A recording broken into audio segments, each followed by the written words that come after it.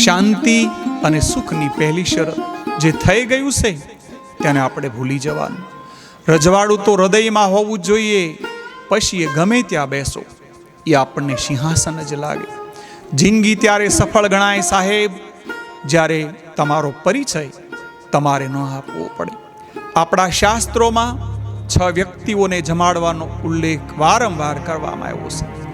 ફૈબા, બેન, દીકરી, ભાણેજ, ગુરુ અને બ્રાહ્મણો.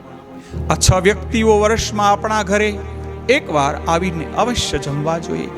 એનાથી આપણા પુણ્યનો ઉદય થાય છે. જે ભગવાને આપણું નસીબ લખ્યું હોય તો તે સૌથી શ્રેષ્ઠ ભાગ્ય હોત. આપણું ભાગ્ય આપણા કર્મ, આપણી સ્વતંત્રતા ઈચ્છા દ્વારા નિર્મિત થાય છે.